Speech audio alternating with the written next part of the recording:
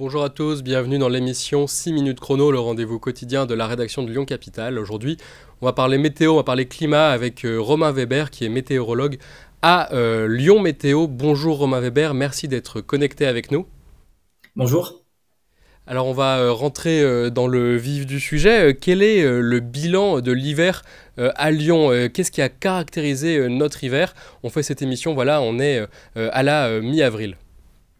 Alors nous avons eu un hiver assez contrasté sur la région lyonnaise. Donc on a eu pas mal de précipitations, on va dire sur le mois de décembre. Donc pour rappel, l'hiver c'est décembre, janvier, février. Donc ça s'arrête bien à fin février en météo. Donc on a eu un début d'hiver assez humide. Ensuite une partie d'hiver un peu plus sèche, mais globalement des précipitations dans les normales de saison. On a eu un ensoleillement assez limité, assez déficitaire. Donc c'est ce qui a un peu rendu le côté pourri pour une partie de la population. Par contre, on a eu une très très grande douceur malgré les nombreux nuages, malgré la pluie parfois assez fréquente, notamment en première partie d'hiver.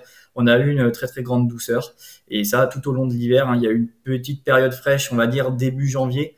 Et c'est la première fois pour moi, en tout cas dans mes souvenirs, qu'on n'a quasiment pas observé de neige au sol à Lyon, en tout cas de tout l'hiver. Voilà, donc ça, on peut dire que c'est quand même un écart par rapport aux moyennes qui est assez important, du moins qui est spectaculaire, puisqu'on peut tous le voir. Euh, vous parlait des saisons, on en parlait un petit peu aussi avant l'émission. C'est difficile aujourd'hui de se repérer dans les saisons, puisque on n'est plus habitué à voir voilà, des choses qui rentrent dans les moyennes. Est-ce que les gens, pour vous, lorsqu'on vous pose des questions, est-ce que vous avez le sentiment qu'on a perdu ce sens des saisons? Et la question qui est derrière, c'est qu'est-ce que le printemps aussi? Comment est-ce qu'il se caractérise? On est en plein dedans. Qu'est-ce que ça devrait être le printemps? Alors aujourd'hui, les saisons, elles évoluent. On peut clairement dire que l'hiver, maintenant, il dure à peine un mois en France. On peut clairement dire que l'été, il dure 4 mois et demi. C'est plus 3 mois, 3 mois, 3 mois. Donc, on peut être un petit peu perdu.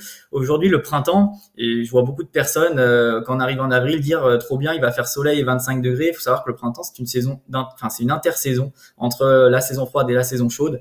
Donc, c'est caractérisé par d'importants contrastes de température, comme on l'a vécu, comme on va encore le vivre là cette semaine.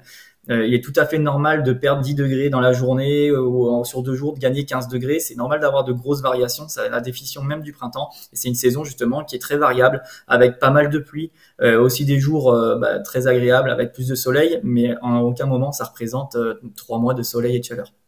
Et vous avez le sentiment qu'on a oublié ce que c'était que le printemps aujourd'hui? Oui, complètement. Le réchauffement climatique nous fait complètement oublier notre vrai climat. Beaucoup de personnes pensent que on peut faire des barbecues dès le mois de mars, dès le mois d'avril. Alors oui, effectivement, on a des très belles journées de plus en plus tôt, mais le printemps reste une saison, je le rappelle, très humide. Et le mois de mai à Lyon fait partie des mois les plus humides de l'année. Donc c'est pas parce qu'on arrive dans la saison un peu plus agréable, on va dire, que forcément il doit faire beau tout le temps. Et pareil, l'été, c'est pas soleil et 35 degrés pendant 3 mois. L'été, c'est aussi une variation entre des journées plus fraîches, un peu plus humides, voire orageuses, et des périodes un peu plus chaudes. Et ces dernières années, on a quasiment que des canicules. Donc voilà, on est un peu bouleversé à ce niveau-là. Et d'ailleurs, je rajouterais par rapport à tout à l'heure, le fait exceptionnel, c'est qu'il a pas gelé une fois de tout le mois de février sur la plaine lyonnaise. Et ça, c'est un record que pour un mois d'hiver, il n'y ait pas eu la moindre gelée. C'est vrai, c'est la première fois que ça arrive? Que sur un ensemble d'un mois d'hiver au total, oui, c'est la première fois qu'il n'y a pas la moindre gelée observée. Ça m'amène voilà, aussi à questionner aussi le rôle du météorologue dont vous êtes. Est-ce que ce rôle est différent? J'ai l'impression qu'on vous pose des questions qui sont plus simplement scientifiques et techniques, mais il y a aussi un rôle de sensibilisation. Vous, quel retour faites-vous sur votre métier? Est-ce qu'on vous pose des questions nouvelles? Est-ce que vous le sentez, ça? Alors oui, alors il y a le métier de météorologue qui fait son travail auprès enfin moi ça va être auprès des clients, donc entreprises ou collectivités. Et derrière il y a le côté grand public, plus sur les réseaux sociaux. Donc à partir du moment où on est sur les réseaux sociaux, on est confronté à pas mal de questions. Et effectivement, pour ma part, la sensibilisation est très très importante en tant que météorologue.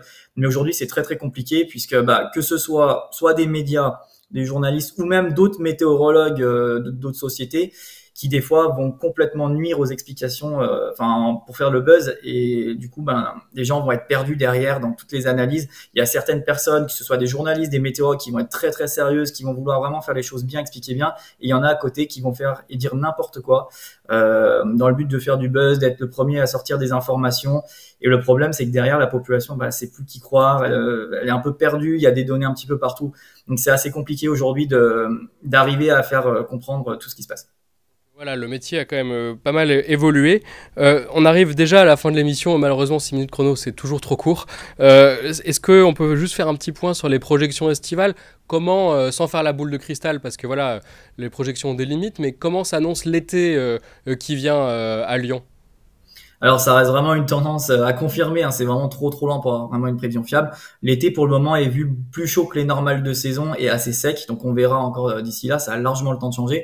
Et de sources un peu plus fiables, je peux vous dire déjà que les températures devraient rester un peu plus fraîches pour la saison quasiment jusqu'à la fin du mois d'avril. Donc, on a eu une période très très douce. Là, on va avoir une période un peu plus proche des normales. Très bien. Eh ben, merci beaucoup. Ce sera le mot de la fin. C'est déjà la fin des 6 minutes. Merci de nous avoir donné ces précisions et puis aussi sur votre métier voilà, qui évolue, qui change. Et c'est toujours très intéressant. Quant à vous, chers téléspectateurs, merci d'avoir suivi cette émission. Vous pouvez retrouver plus de détails sur la météo en région lyonnaise sur le site lyoncapital.fr. À très bientôt.